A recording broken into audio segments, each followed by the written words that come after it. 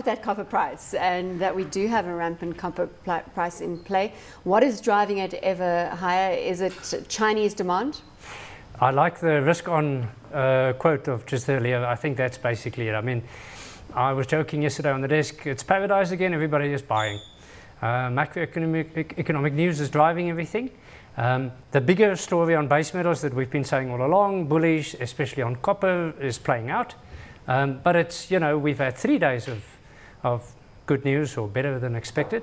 And you can see that reflected in the copper price specifically. We also need to talk about gold, because that's trading very close to its all-time highs, $1,264 an ounce, and that was hit on the 21st of June. Interesting, because although we've got risk on, we're still seeing gold holding its momentum, and that means that there is some risk out there with people playing it for its safe haven status. Yes, safe haven status, probably technical trends. Primarily gold currently is the safe haven, and possibly investors is less tuned into the very short-term news and more over the long term. Whether that will pan out, well, that's a different question clearly, but definitely the momentum is in the gold price.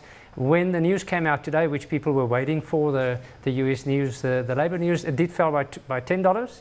There were some people are saying it can easily go to 1,220. It did not.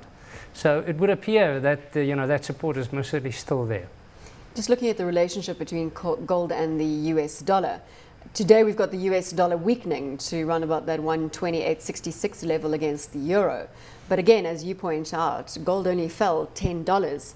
So we've got a breakdown in that relationship again. Absolutely, and that thing is broken up and then came back in place and then broke down again.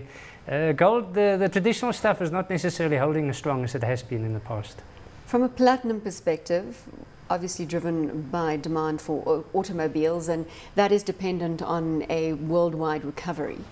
Mixed data points, but we're still seeing platinum holding up relatively well. Yes, bear in mind also the other thing in platinum is if there's any chance of industrial unrest in South Africa, it's going to play on the platinum price, us being by far the bigger producer in the world. Now couple that to good economic news, the world is feeling better about itself, and you're going to see a platinum price that is going to go up rather than down. And oil, we need to close off our discussion with oil.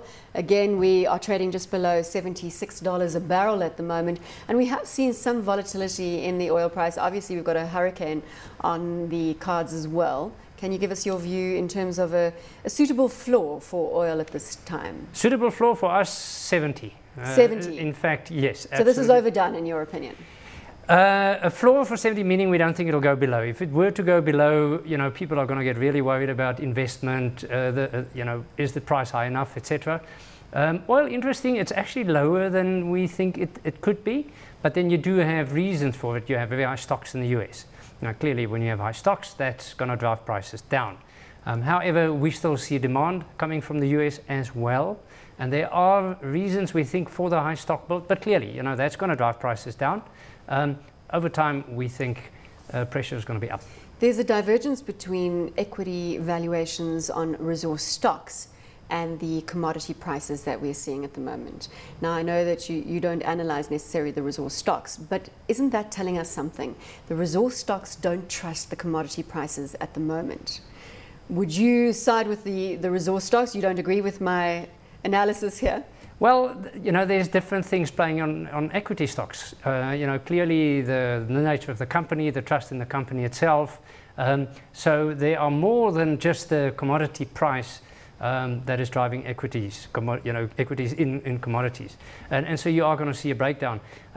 So I'm not entirely sure if it's the companies not trusting commodity prices. I think it's the breakdown is the other way.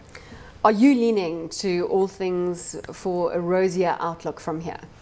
Yes, over, not necessarily day to day, because as we see, it's driven by the news, but going towards the end of the year into next year, not as fast as we've seen, from last year, but most certainly our picture is positive.